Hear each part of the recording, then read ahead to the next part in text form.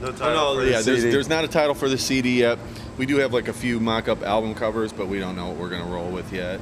Mm-hmm. Yeah, until it's all finished and the lyrics, because like there's a lot of rewrites going on, you know, with like lyrics and concepts, and you know, when ideas get demoed, like a singer will go in there and kind of just, you know, go with patterns, you know what I mean, as an idea, and usually never focus on like, well, this is actually what I'm gonna say. Yeah, it's usually just like, whatever, you know, and feeling the idea, and then they'll do a rewrite. So whatever the concept winds up being will determine the name of the record.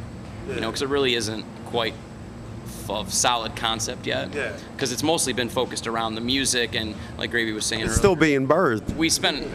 There was a lot of time spent on fixing the studio. You know what I mean? Because we have all this great kick-ass gear, and it was kind of like it all got set up, and Save Your Sorrow was done, and all that, and then after Save Your Sorrow was done, just you know, time went by, and it's like sonically this is wrong, and that's wrong, and that's wrong. So there was a lot of time spent going, all right, rethink it, rip everything apart, repatch it, reset it up. Plus, there's always a project going on in there. Mm-hmm. So, I mean, not just our side shit or anything like that, but there's always like a band, you know, local band or somebody coming in.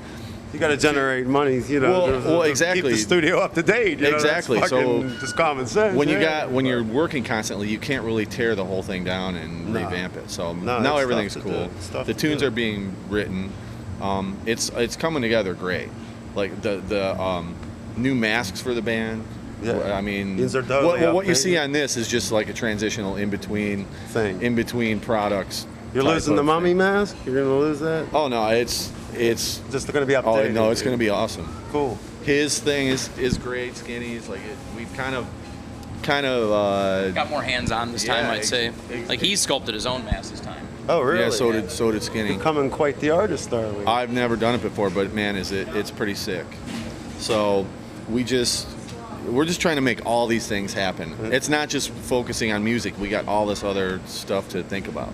And then every now we got this next week. We go on the road for 5 weeks with Head PE. So preparation for that, preparation for this weekend. Yeah. And you know, trying to get as much done on the studio before we go on the road, because you know we just won't be home to work on it. How long did you trek with Head PE? 5 weeks. 5 weeks.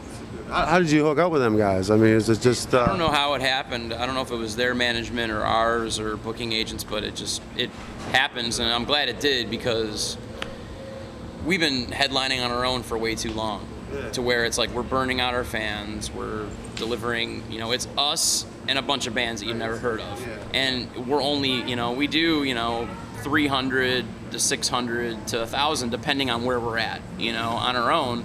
But like merging with another band, where it's like, especially in the shitty economy, it's like kids are gonna pay $15 for something. It's like, oh, just Mushroomhead, yes, I'll see him in 6 months or whatever. But it's like, oh, Mushroomhead in this band, cool, I gotta go, you know. So it generates hype. It makes it's a great concept, the head-to-head tour. Yeah, it makes it's great for promotion. More sponsors are behind it. More clubs are prone to take it, because it's two solid bands that both draw the same amount of people, but it's a different demographic of styles. Like we share a lot of the same fans, but we're also completely split from fans, so it works.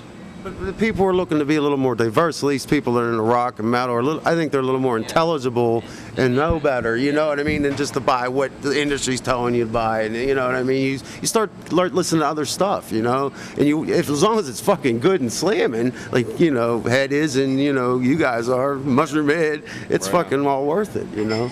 But you know, one thing I wanted to ask you real quick. No, I don't know. But you have some movie promotions or something from the CD. You said you might have some movies coming up with the new music.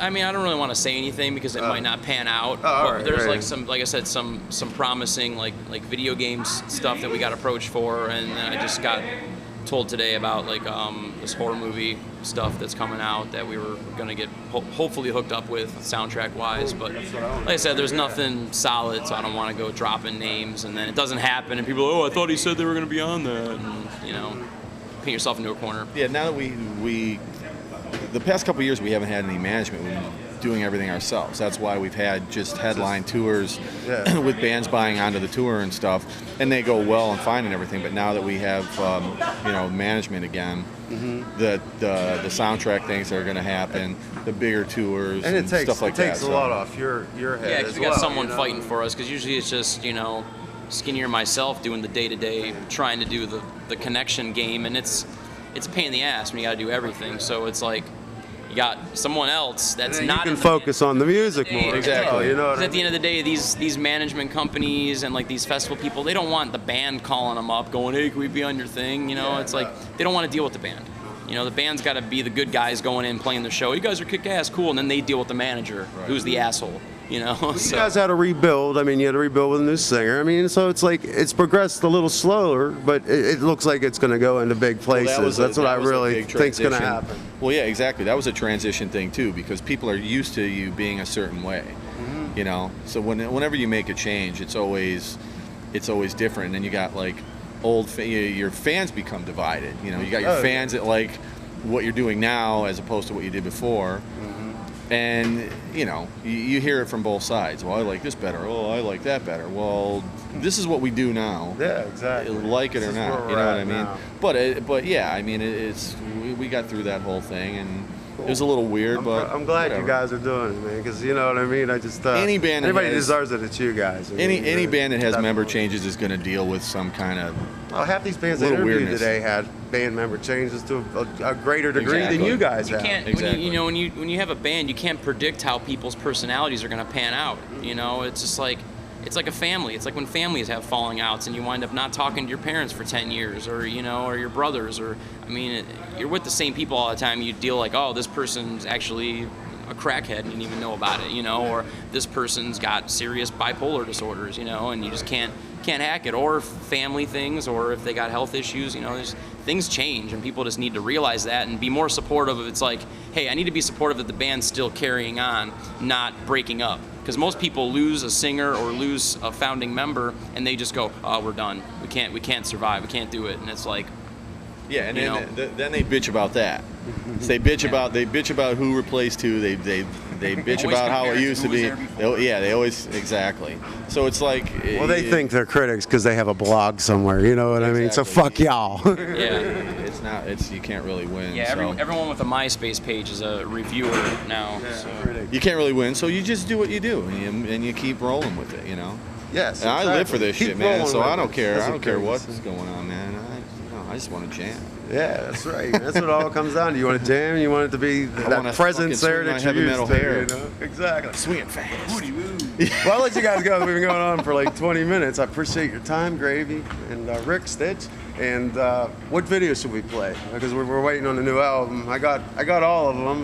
1200. 1200. Is that what you want? That was the big one on MTV. That was the big one on that one. Yeah. You know. It's like the less potential to be even a single on the record. It's like one of the heaviest ones, and that wound up getting the most credibility, which is kick-ass. Yeah. Because it's a great video. It was a surprise video. And it was for free. Yeah. Yes, indeed. It's the best kind of video, the free ones.